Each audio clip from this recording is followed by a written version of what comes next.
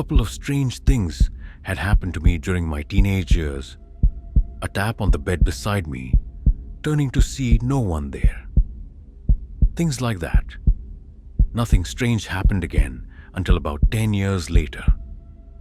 My friend and I were driving to Texas from our home in Pennsylvania one May. She had moved to Texas a few years before and had come back to pick up a car she had inherited from her grandmother. We drove for about 12 or so hours each day, and at the end of the second day, we were already exhausted from being in a car for so many hours at a time. It was midnight when we passed through Memphis and crossed the Mississippi River into Arkansas. Instead of following our 888 hotel guide, we decided to stop at the first hotel or motel that we came to. It was next to an all-night truck stop, and despite the fact that the receptionist was behind bulletproof glass, we were too tired to care. Our room was on the very end of the second floor, all the way around the back of the building. It wasn't too bad, but you could see why it wasn't in AAA's book. It was a hot night, and the air conditioner didn't work. But we made the best of it, and after making some calls home, we turned on the TV and turned off the light. We watched for a half an hour or so. Well, I did. My friend was probably asleep as soon as her head hit the pillow. Finally, my eyes began to droop and I switched the TV off. I lay there for a few minutes, then planned to go to the bathroom before I really did fall asleep. I opened my eyes and started to pull the sheet off me when I noticed that it looked like someone was standing next to my bed looking down at me. I wasn't afraid, but I did at first think I was hallucinating because of how tired I was. So I rubbed my eyes a couple of times, but each time the image stayed the same. If I were having an overtired induced hallucination, the image would have changed, but it didn't. I looked around the room to see if there was any way that it was some sort of trick of the light. I cancelled that out too. It was then that I accepted the fact that it was probably a ghost, so I stared at it to note any details. It wasn't quite see-through, but it wasn't completely solid either. It wore a sort of uniform. I could see a red vest or something like that, with brass buttons going down the front. It also wore a hat, of which kind I couldn't tell. I couldn't really see his legs and I couldn't see his face. It was as if the brim of the hat had cast it in shadow. A minute later, it just disappeared very slowly, and then I felt frightened. I decided the bathroom could wait until morning and pulled the sheet over my head. When we checked out the next morning, I received the oddest reaction from the woman at the desk when I told her the air conditioner wasn't working.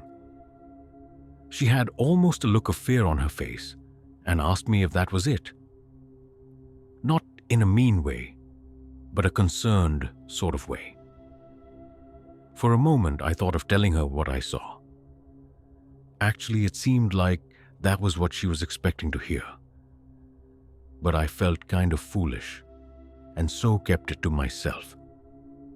I didn't say anything to my friend until we were back on the road. She, in turn, told me that she felt as if she were being watched all night. I've wanted to go back since. Maybe one day I will.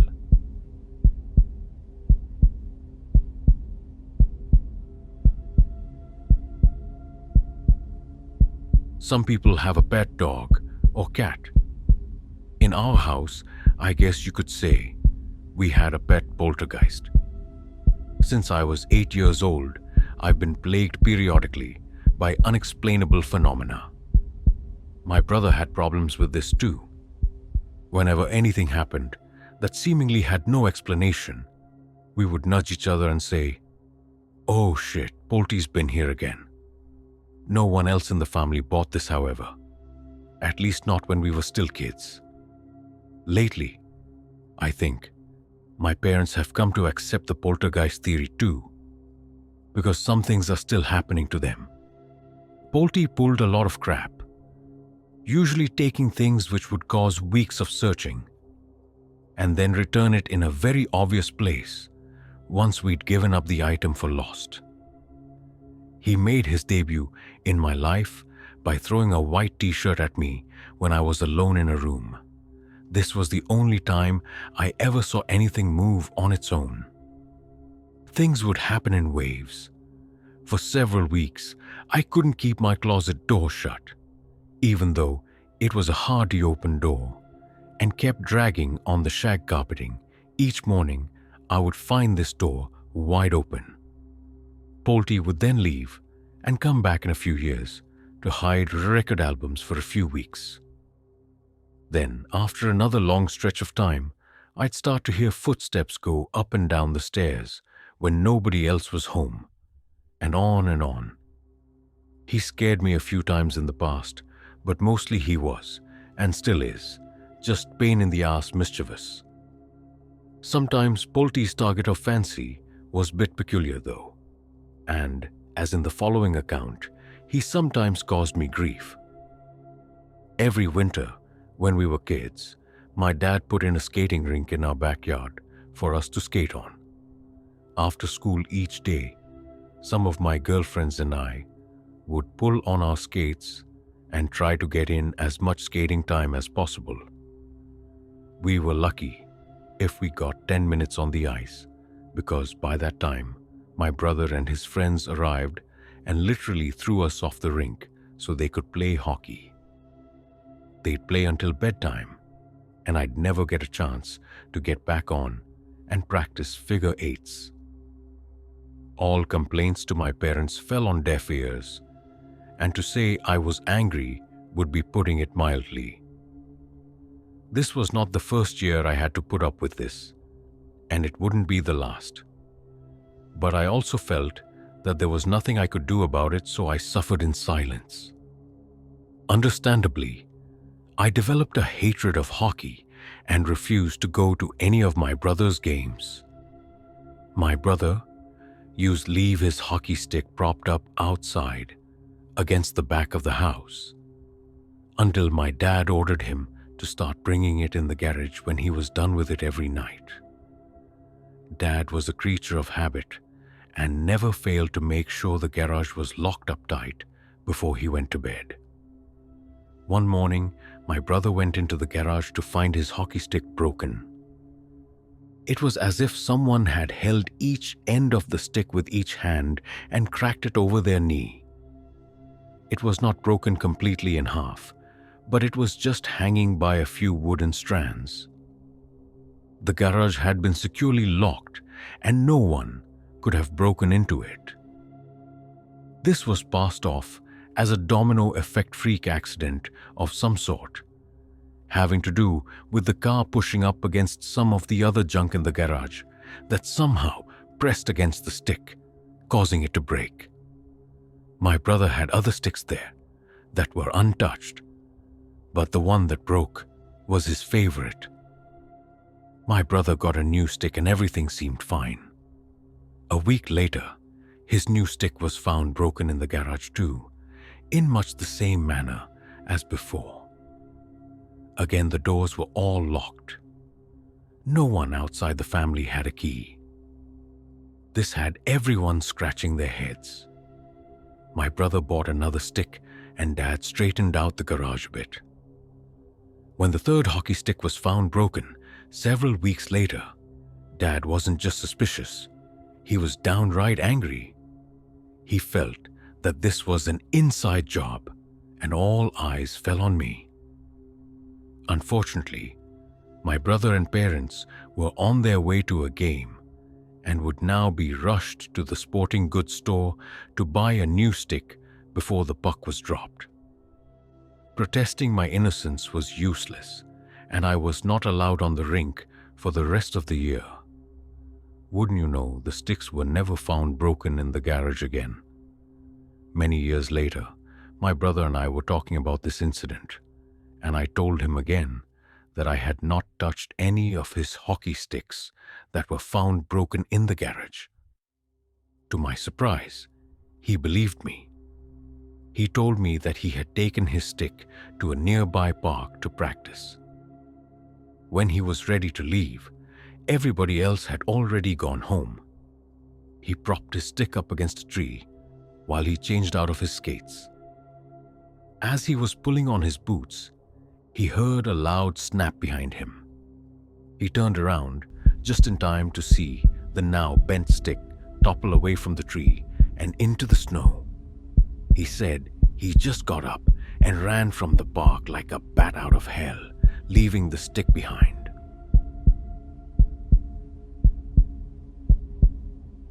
I work as a waiter at an Applebee's and as a result tend to keep late hours. Waiters tend to congregate after hours as we tend to be too stressed to sleep after a late night shift. One particular night, my sister, also a waiter, and I were out on our back porch with a co-worker named James and my 10-year-old nephew. When we were younger, my sister and I had some unusual experiences that bordered on paranormal. Normally, we are tight-lipped about the occurrences, as people tend to smile politely when told, but berate you with their eyes, if you know what I mean. James was a trusted friend, so we began to recount the events to him. It was early still, about 10 p.m., and I had just finished a martini and was making another as my sister began the story. I was using a coffee mug, out of lack of anything better.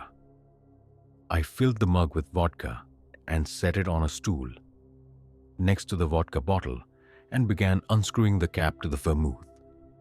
While doing so, I was trying to explain the difference between poltergeist activity and so-called classic hauntings to James.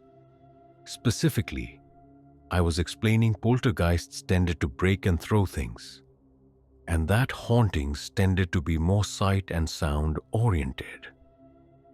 My sister inexplicably dismissed me, saying both were basically the same thing. The flippant manner in which she did so riled me, so I stopped before pouring the vermouth and pointed at her.